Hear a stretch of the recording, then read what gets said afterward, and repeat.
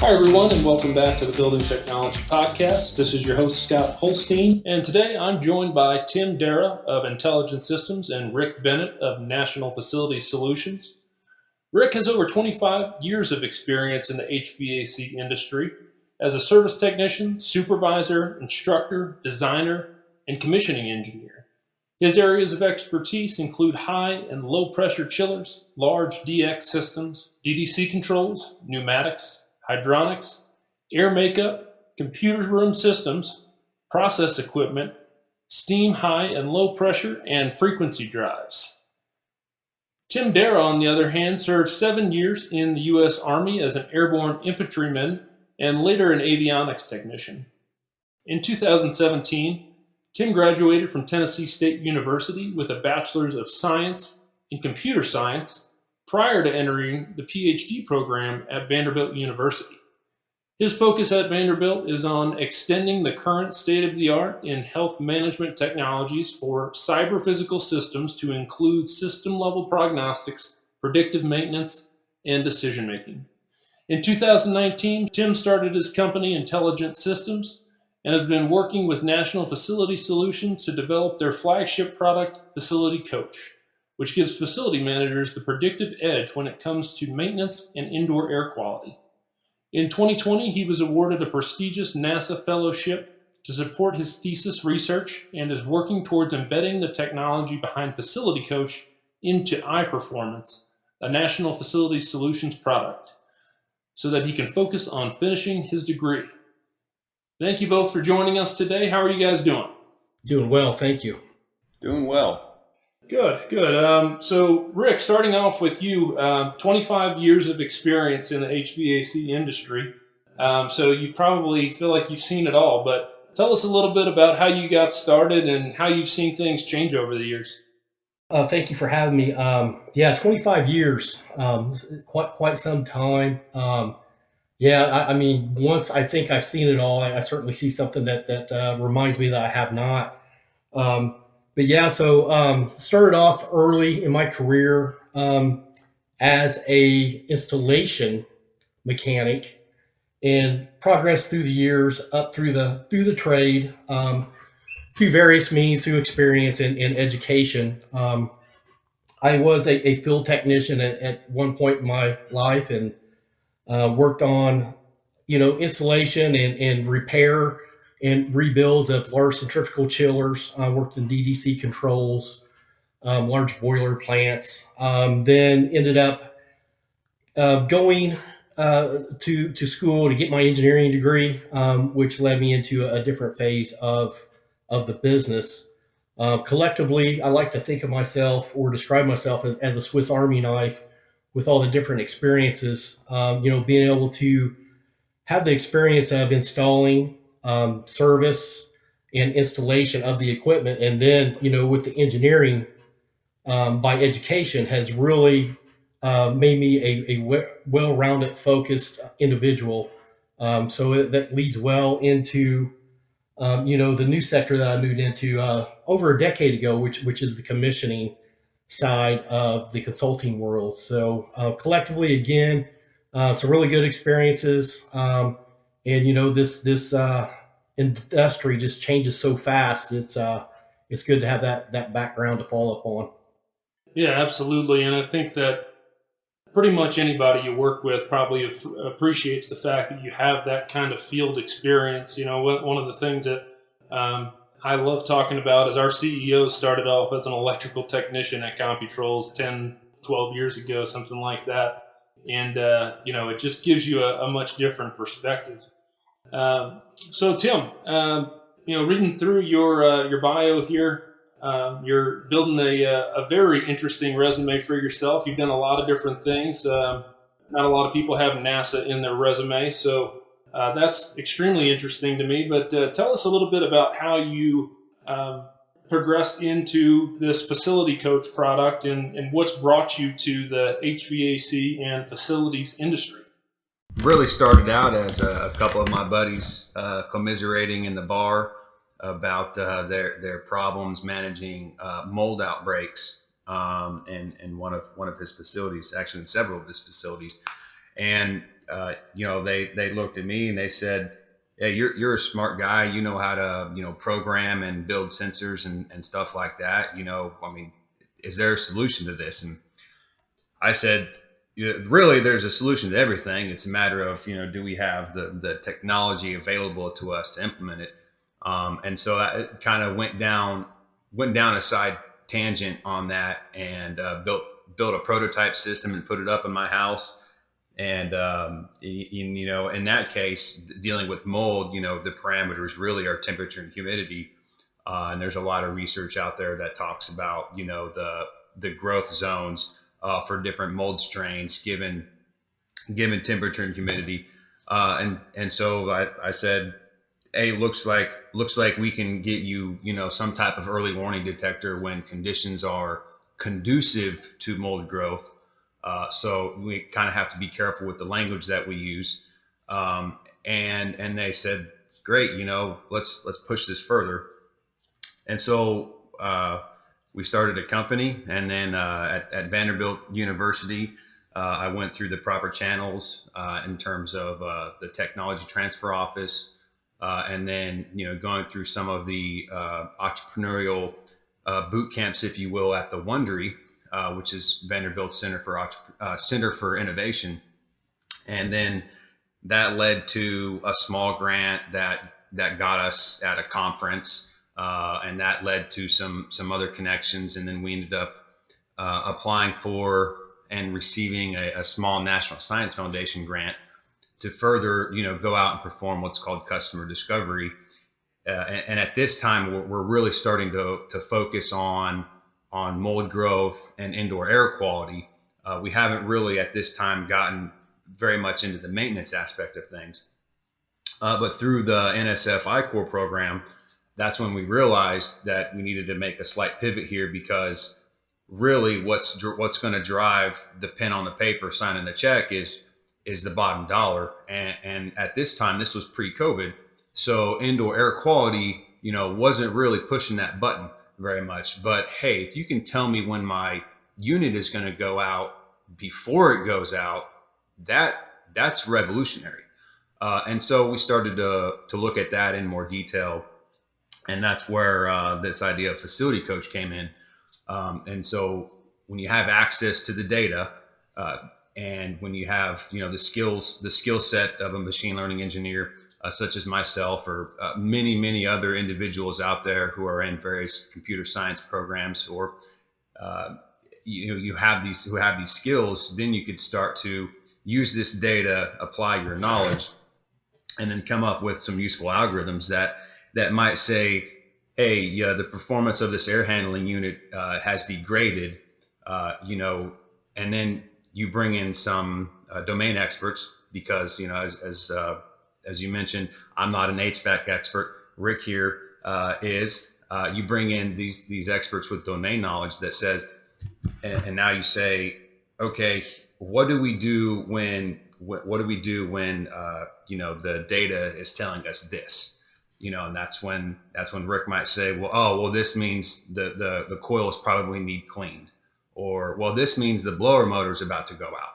So once you start tying these pieces together into this package, then you could start delivering valuable solutions to other customers. And so to kind of circle back to your question, I got roped into this because of my expertise when it comes to data analysis and machine learning.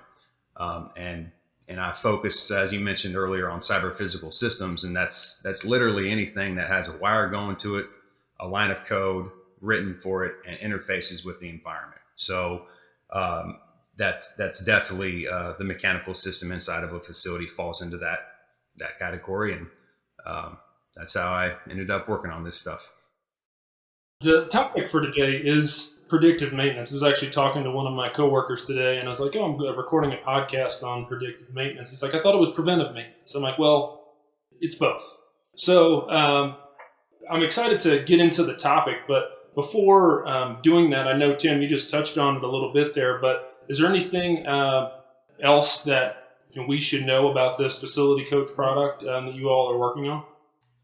It's in early stages right now, and hopefully within the next 6 to 12 months, it'll be embedded into the product that National Facility Solutions uses for their customers. And we're in the early stages, and we are looking to transition certain things from preventive maintenance to predictive maintenance. Well, with that said, let's go ahead and get into the topic today. And I always try to start at the most basic level. I don't want the first question to yield an answer that's going to go over any facility manager's head. So, can you guys just start off by talking about what predictive maintenance is and how it works? Sure. So I will take the first shot at that here and just kind of put it in my simplistic terms. But for me, predictive maintenance is a asset management practice of repairing an asset or piece of equipment before it fails based on data received about it. And for me, it's the third phase of asset management. And the first phase of that management is corrective maintenance, when repairs are made after a problem or failure occurs. Preventive maintenance is scheduled repairs made based on experience, and predictive maintenance repairs made because data for an asset indicates that a failure is imminent. And for me, when I think about that, I think about driving down the road and my check engine light comes on my car, and so that's too late, right? So there's something already wrong. So when I'm looking at this, it is, hey, let's get to that problem before that light comes on. I like that answer, Tim. Anything to add to that? Yeah, that was well said. And the only thing I'll really add to that is, the real key difference, as Rick was mentioning, is that in between preventive maintenance and predictive maintenance is predictive maintenance. You're using historical data and real-time data of the system as it's operating to drive the maintenance process. And so, whereas preventive maintenance, as Rick mentioned, you're using data from the manufacturer's sheets or best practices in the form of checklists. Gotcha. I was actually reading an article recently on the difference between building automation system alarms and predictive maintenance notifications. And the way they described it, I liked. They said, it's really the predictive maintenance notifications are so you don't end up getting those alarms. Because alarms in building automation are set up for when something in the system goes so far out of parameters that it's not an emergency necessarily, but it is something that you're raising a red flag on and saying this needs to be addressed. So rather than waiting until the equipment degrades to the point of getting that alarm, you're actually identifying that ahead of time, which is just staying one step ahead. So now that we have an idea of how predictive maintenance works, what are some of the benefits of predictive maintenance? Yeah, so some of the benefits of predictive maintenance, and there's a lot.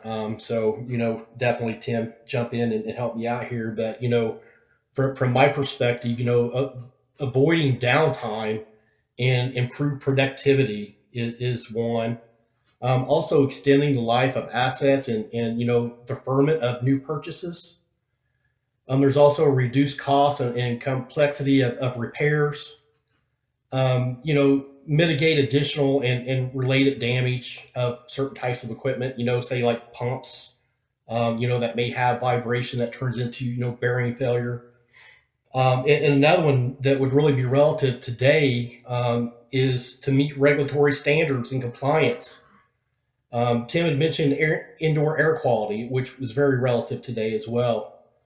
And it also helps manage spare parts, materials, and inventory. And ultimately, I think we all could probably agree that would also boost the bottom line. Help some energy savings and some, like, again, some money on repairs and things of that nature as well. Yeah, just to go off that, and right now it's somewhat hard to find solid statistics on the cost benefit analysis, or the savings of a predictive maintenance program versus a preventive maintenance program because it's so new. But there's a lot of great information from the Department of Energy, the U.S. Navy, and they were actually really the pioneers of preventive and predictive maintenance. If you start looking through the literature and going back, the EPA, they're another great reputable source, and they've all these organizations, they're unbiased. They don't have any sway one way or another, and they echo some of the things that Rick just said. You can save 25 to 30% in your maintenance costs. Provide a 4x to a 10x return on investment, just by having the accurate information that you need, that you get with a predictive maintenance program. And this enables you to more effectively allocate your staff and other resources. And as Rick mentioned, parts ordering.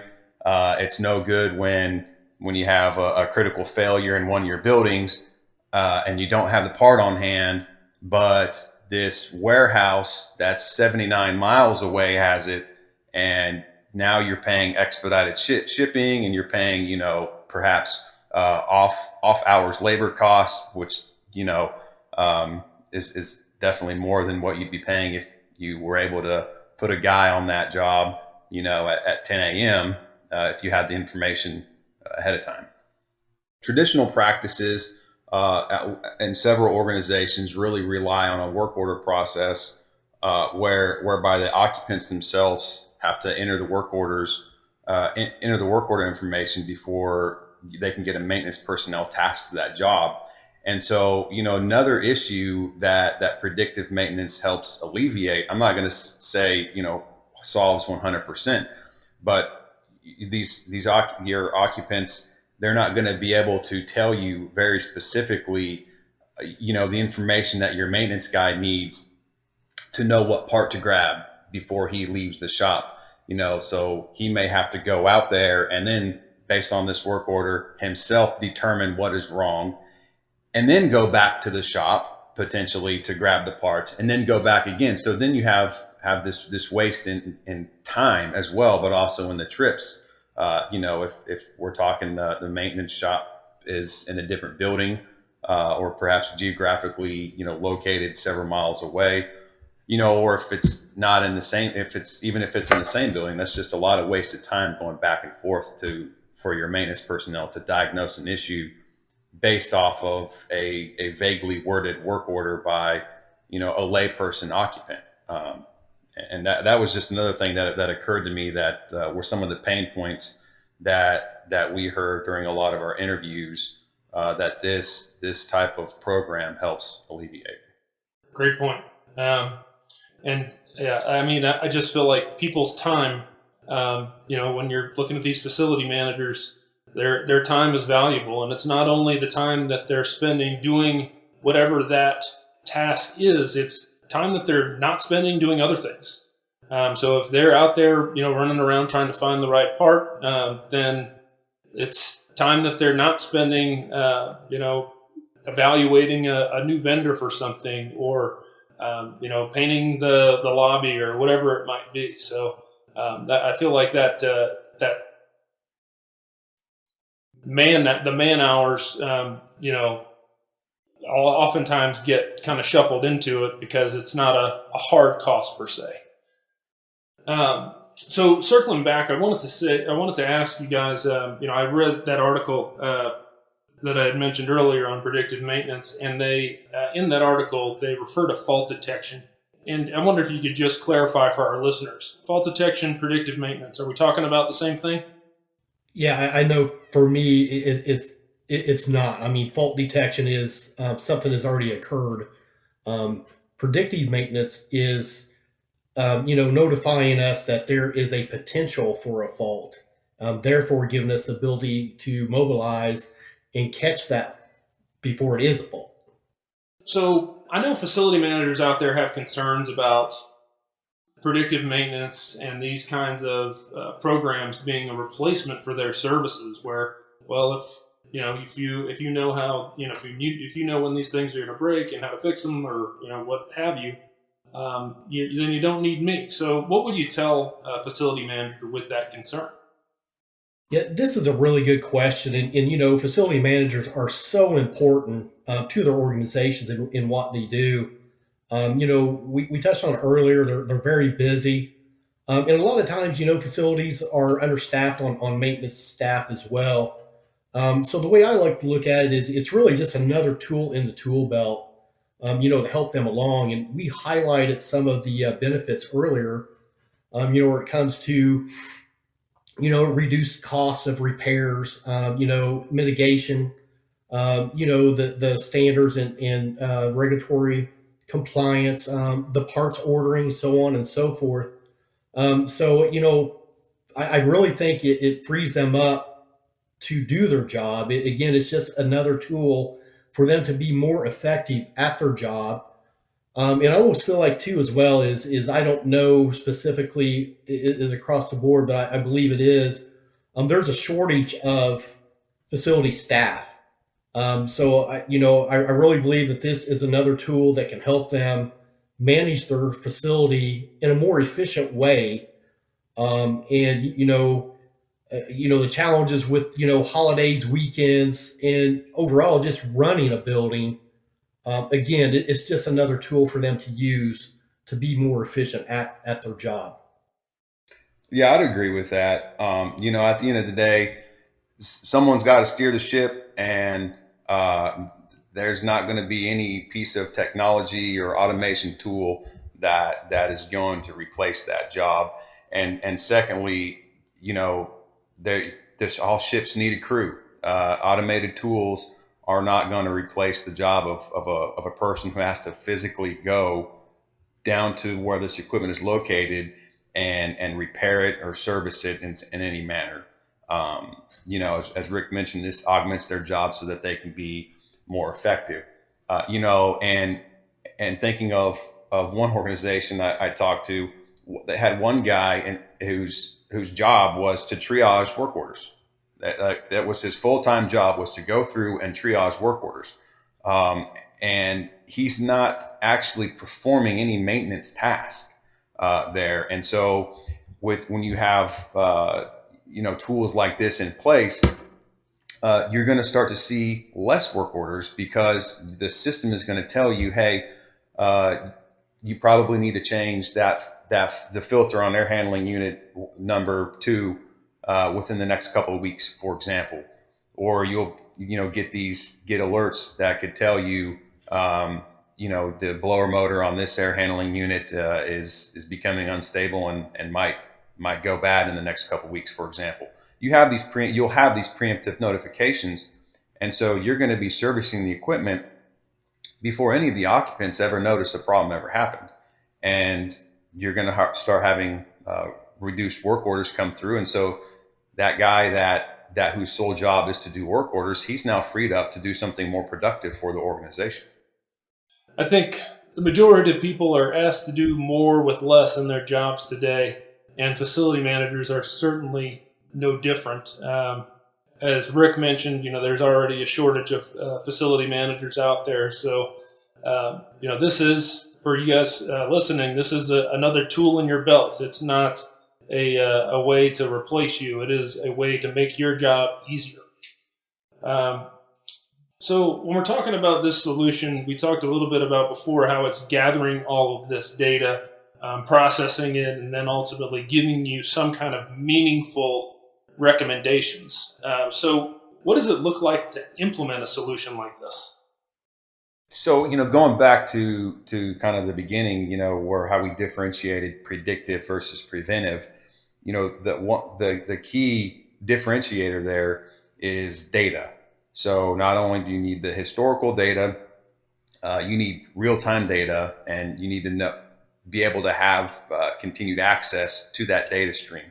So for one, let's going back to the air filter change, for example. If you're not measuring the pressure differential and airflow across your filters, you're not going to be able to implement a predictive maintenance solution for your air filter changes. And that's just the nature of the beast. predictive maintenance relies on this data. So each specific maintenance task that you want to perform or that you want to add to a predictive maintenance program, you need to make sure that you're able to have access to the data points for that maintenance task. And Rick might be able to speak in a little more detail in the realm of HVAC and facility issues here. Again, because my expertise is more along the lines of the data, and so that leads into the domain knowledge then needs to be encoded that relates these data points, which for someone like me, they're just numbers, but the domain expert's going to translate these numbers into human readable language that can inform the end user the status of the system. Because essentially what you want to know is you just want to track how the system degrades over time, because all systems they undergo degradation from various sources. There's no perfectly operating system out there that exists that never degrades.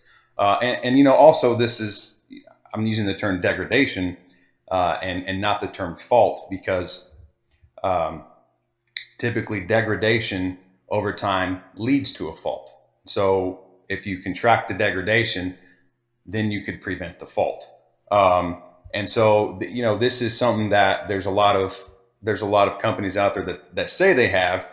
We're tracking all the data points. We get alerts and we get alarms, but really when you peel behind the layers and look under the hood, as Rick mentioned earlier, with fault detection is reactive. And so a lot of these companies that are out there that are saying that they have these alerts and these alarms and they give us the probable cause for a failure, that's what they are. And meaning your system's already reached the point where it's failing or has failed. And so that's sort of the crux of implementing a predictive maintenance solution, is making sure that you have the data and making sure that you have a domain expert that can tell you, if we want to prevent this fault, these are the data points we need to track. And it's not just by tracking singular data points. In some cases, like I mentioned with the air filters, it's not just tracking the pressure differential. It's not just tracking the airflow. You want to track the joint interaction, of the pressure differential and airflow. And so that's the second layer to the predictive maintenance aspect, is if you have the right data, now you need to make sure that you combine the right data points in the right way to give you the proper information that you need. And so, this is where simple trending begins to not be as effective, because with simple trending, you're just trending singular data points. But then you start to get into more advanced learning or more advanced machine learning techniques that can actually look at the data and understand relationships among the data points that, as humans, we're not able to look at data and understand that because of the nonlinearities inherent in them. And basically, that means that not everything is going to be linear. And so, with using these advanced machine learning techniques, then you could start to get more creative and get deeper into understand where and when these faults might occur, so that way you can prevent them. All right, Rick, anything to add to that? Really, Tim says it very well. I just, it's run through my mind. Typically, we look at chilled water pumps, and, it's a great example of, they're just there, they're working, right? And so with this technology, we can actually monitor those pumps and, detect a change in vibration, which is telling us, there's potential for bearing failure. And that can be huge in certain facilities, right? Versus, a fault detection saying, hey, the pump has failed. And even without the fault detection, at some point in time, you're going to know that pump failed. So the predictive model is a more inclusive model, to keep from a critical piece of equipment such as a chilled water pump from failing at an inopportune time. Tim, I'm curious, with your machine learning and data analysis background, just kind of touching on some things that you had said before. One of the reasons why we need machines to find this information is because we as humans can only look at so much information at once, and identifying abnormalities over a period of time makes it even more difficult. I mean, even as humans, if we had all of the same, we have access to all of the same information in our building automation systems, but we as humans don't recognize that slow degradation or that blip in the pattern that may actually indicate something meaningful. Would that be an accurate way to describe it? Yeah, that's a very, very accurate depiction of kind of what I was trying to convey there about, the limits of our ability to see these trends inherent within the machines and the data that they produce that say, hey, I'm starting to get a little sicker, and we just, like you said, we just can't detect that, but algorithms can. When we're looking at our facility managers that are listening to this podcast, like, okay, this sounds like something maybe I need to learn more about. And now they want to go and evaluate these types of solutions. Obviously, go to Facility Coach, go into iPerformance, talk to National Facility Solutions. That's a great place to start. But can you guys give us some kind of objective means of evaluating a solution and a service partner in this predictive maintenance arena? Yeah, I really like this question, and one thing that I always try to share, or make sure whoever I'm working for understands is, we should understand your mission. Each building or each business has a mission. A hospital is going to have a different mission than say a factory. And so, having someone who really understands what the mission of the facility is very important in my view. And, just taking that to the next level and go, okay, when all these points being monitored are important, but again, some could be more critical than others, right? So just having someone, again, a service partner that is in line with your mission is a very important thing to have. And again, to totally understand the difference between fault detection and predictive maintenance. Again, because we don't want to be, reactive. We're trying to find the problems before they are a problem, right? So understanding of those two things is critical in my view. And that's something that I didn't even think about, but knowing the mission of the building, definitely, as Rick said, is the first thing you want to know, because factory might not be as concerned as indoor air quality as a hospital, and so the solutions that an organization might want to implement in that case are going to be different. And then now we're talking about a predictive maintenance program. Or I would rather call it a data informed maintenance, just because these terms preventive and predictive are now thrown around so much, that it's easy for people to lose sight of the specific differences between what they mean. In a data informed maintenance program, you also want to know what kind of time horizon do you have. What kind of time horizon does this offer you over other approaches? And what I mean by that is, if I'm doing predictive maintenance on my air filters, well, how soon am I going to get notice that I should change them? How soon am I going to get a little blurb that says, hey, you should change your filters pretty soon? What does that pretty soon mean? Does that mean 24 hours? Does that mean a week or 2 weeks? In all of these cases, it's even 24 hours notice is still better than, hey, we got a bunch of people complaints of a headache and some stuffy noses. Maybe we need to go change the air filter. And now you got to find a guy who's not already doing something else to go replace it.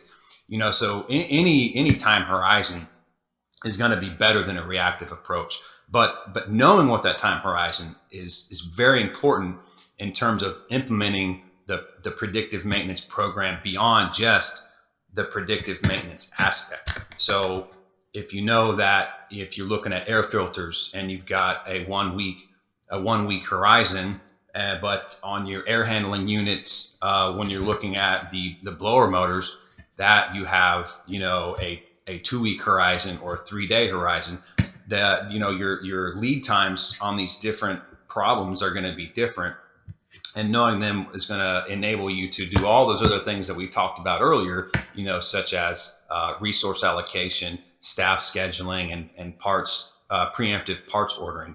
And so once you know that the solution that you're being offered fits within the mission of your building, and then you know that the time horizon on the different aspects of the solution that's being provided fits within the program, the type of program that you want to implement, then you could start to say that, it looks like this solution is going to fit our needs, and then start to move forward with it.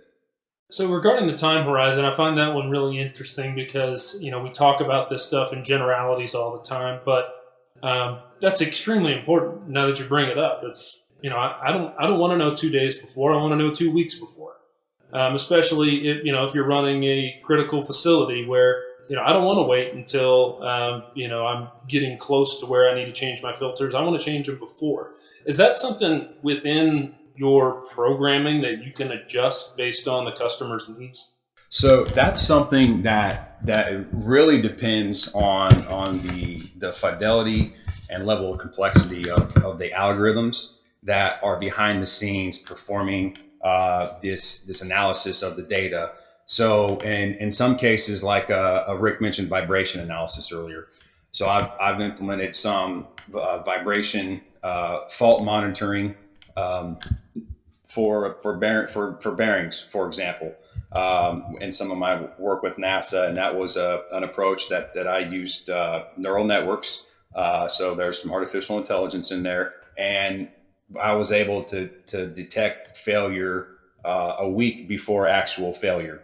But in another case, it might be such that it might not be possible for the algorithm to detect failure for a certain, I'll say a specific type of failure for a specific type of component. So part of that is within the limitations of the programming, or within the limitations of the skill set of the engineers and the data scientists that you have behind the scenes generating these algorithms. No, yeah, it absolutely does. So, more or less my takeaway is, it depends on the piece of equipment, depends on how tight the algorithm is around, those, recognizing those upcoming faults potentially. And, the short answer is it depends. But, there are cases where it is probably something you can do, and there are cases where it may not be as simple as just saying, oh, I want to know 2 weeks before instead of 1 week before.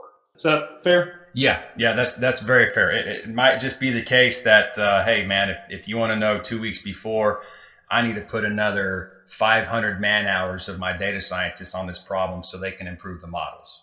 Or it might just be that, hey, maybe we can get your 2 weeks notice next year when technology is a little better. Well, guys, that's all the questions I have for you. I'll open up the floor. Is there anything that we didn't talk about here today that you think your facility manager out there might want to know about predictive maintenance or anything around that topic? I do have one thing to add on that topic of evaluating a solution. You also want to know the false positive rate because, and I say false positive rate specifically over the other types of errors. You have false positive, false negative, your type 1 and type 2 errors. Because if my program tells me that I need to replace the compressor in one of my rooftop units, do I really need to do it? How much can I trust what this program is telling me? Because at the end of the day, it's an algorithm that someone wrote, based on data. And if you have a company coming to you and they say that they have, this is very new tech, this is great stuff, but we have a 50% false positive rate, you probably might want to second guess going forward with that, because all the money that you would be saving and the man hours you'd be saving through this allocation and resource scheduling is going to go to waste if half of the alerts that you get turn out to be false alarms. And that also goes into trust. If you don't trust the system, or if your maintenance staff doesn't trust the system, then it's simply not going to be used. So any of the time and money savings that a program might offer just won't be captured because it won't be used. And this is something that I've experienced a lot specifically on this Navy project that I'm working on, doing something for some of their patrol boats. The program managers over there and some of the other points of contact, they tell us all the time, and they hammer it in us all the time that, hey, if these guys don't trust it, they're just going to turn it off. And if they turn it off, they're not going to use it. And so those are some other things to keep in mind when looking at this type of solution. That's a great point. I'm glad you brought that up, Tim. That's, I think, true of any system. If you don't trust it, you're not going to use it. Your example of going out and changing the compressor, it's going to work. The compressors, the new compressor is going to work, and you're probably going to get a little bit more efficient. But did you take that other one to the end of its useful life is the question. So, that asking about those false positives is a great recommendation. Anything else, guys? Like I said, I want to open the floor to you. If there's anything else you think that might be helpful here, let us know.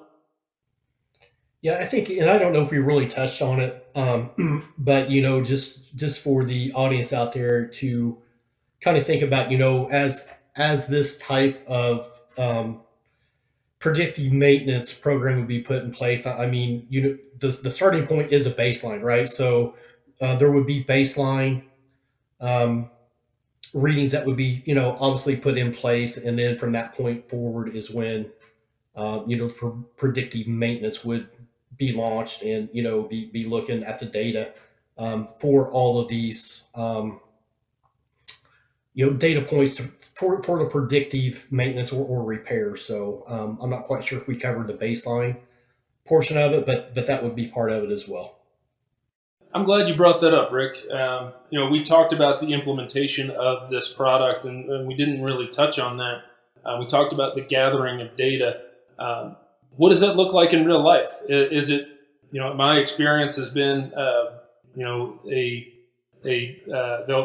your customer would go to their building automation company and say, hey, we need you to expose these points via BACnet IP to our data analysis, to our predictive maintenance company that we want to start working with here. By the way, we also, Tim mentioned, if you don't have a sensor, you don't have a sensor in the right place, you don't have the sensors getting the correct information that you need to make these decisions, then it's not something that you can do. So do you mind going back to that question real quick? Just talk about a little bit in real life. Is that what you're asking your customer to do? Is, hey, go talk to your building automation provider. All we need is BACnet IP.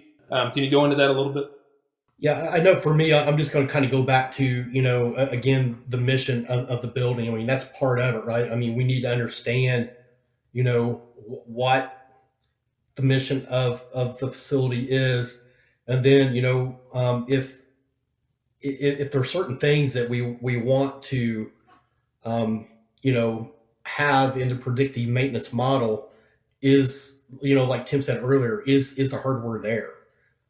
So that's part of it. And understanding, the controls, what you have, and, is there anything that you may need for that to be implemented. And, I will defer to Tim on the more of the implementation of the predictive maintenance model on his end for the rest of it. It certainly is a matter of asking the customer, can we get these data points off of your BAS system? And because National Facility Solutions has the hardware to tie into the building automation system, regardless of the vendor. And then so secondly, once we know that we can tie into the system, then it's a matter of, all right, what points are we able to collect?